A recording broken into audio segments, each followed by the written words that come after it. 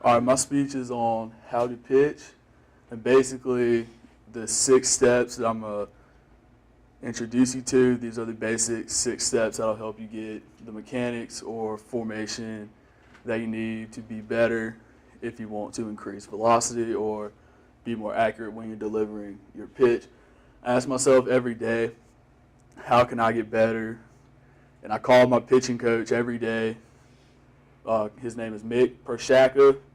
He's back home. He's been around the game of baseball for 30 years. He used to be a pro scout, MLB scout for the Cincinnati Reds and the Toronto Blue Jays.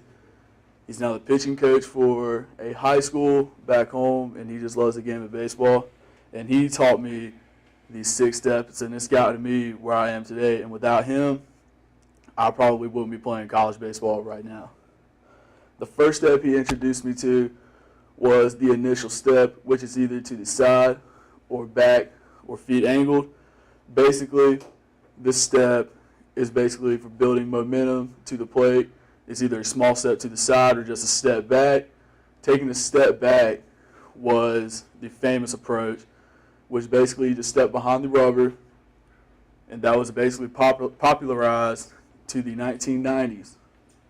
And according to the Ultimate Pitcher website, this technique was popularized because it eliminates any unnecessary movement in the pitching mechanics. So basically, over half the pitchers you saw back in the day, around the 70s, 80s, 90s, or even in the 2000s, you'll see them take a huge step back. But most of them today, they'll just take either step to the side or just go ahead and angle their feet off on the rubber. The second step is the foot turn on the rubber. This step is also important because this is the leg that you're going to balance on. This step here is where most of your power is building up, because once you get back on that balance point, you're already going to get your power up once you're going into your leg lift. And you also want to keep balance before you go delivering into your pitch. The third step I was taught was a low leg lift with a hip ahead of front knee. The leg lift is also important because when it comes to pitching, it is the most effective move, and it generates the most momentum, and you get all your power behind you once you go. And having your hips lead forward will get you the most power. Secondly, a good leg lift will help you develop a rhythm in your pitching mechanics. Finding a good rhythm will help you dominate the game because you basically control the game when it comes to pitches. And also, the pitcher's website, ultimatepitchers.com, without an effective leg lift, a pitcher will struggle to achieve proper pitching mechanics. It's very important to develop a consistent leg lift because it sets the tone for the rest of the delivery. Proper leg lift height varies because it all depends on how fast your mechanics are, what kind of formation you have, and depends on what arm slot you have. If it's a half arm slot or a 3/4 arm slot, depending on how you deliver. The fourth step he taught me was drive to the plate to get your power position, reading the wristwatch with the eyeballs, looking at target from front shoulder, elbow, hip, and knee. Basically all this step is talking about is this step right here, because he's basically got his front arm ahead of him, reading the wristwatch, eyes to the target, and he's got that basically formation of a T going, from what he calls it. And this is where you get most of your power from too. And it's the one with the best stride who throw the hardest. Also, the Ultimate Pitching website says stride speed and length are 2 of the biggest contributors to velocity. Guys who stride up to about 100% or more are the ones who usually throw about 90 plus or maybe 100 plus. 2 good examples of this are Aroldis Chapman and Tim Lincecum, because they basically stride up to about 150% of their body height. And I looked up Aroldis Chapman. He strides up to about 7.5 feet, and he's only 6'5". And also, my coach says 100% or more are the ones who will have the greatest velocity. Step 5.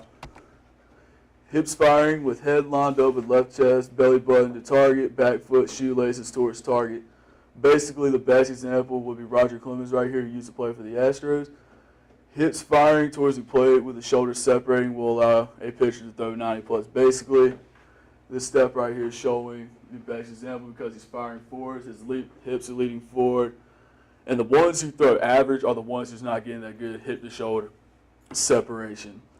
But they aren't getting that good violent turn too. But good violent doesn't mean that doesn't mean it's bad. Good violent, all it is that your arm is going into an extreme external rotation. But getting a good separation will allow a pitcher to see a good increase on his velocity by a good 3 to 4 mile per hour faster. Step 6, and this is the final step. Finish with the chest over knee, nose over toes, back shoulder looking at the target. Once you release, it will go into external rotation, that good violent turn. Your arm and body will come to a deceleration phase after the release point. Also, your momentum will take you towards home, which is your target, but you must try to avoid falling to your left or right. And when you come to a complete stop on your form, you basically want to have your feet shoulder width apart or one slightly in front of the other. And to conclude, facts from a pitching coach, Mick Prochazka. Performing all these steps should take less than 2 seconds or longer, depending on how fast your delivery is. Pitching is also the fastest movement in sports today because basically 2 seconds or less, can't beat that. Finding your rhythm is the best thing to do because when you find it, you control the pace of the game, like I said earlier, and you can dominate once you find the rhythm. Also, using a camera to help work on your mechanics is the best because you can record from either in front of you, behind you, both sides, from your windup or your stretch. Different angles can also help you find what you need to work on. Shooting just from one angle when you pitch doesn't do that much for you, and that is it.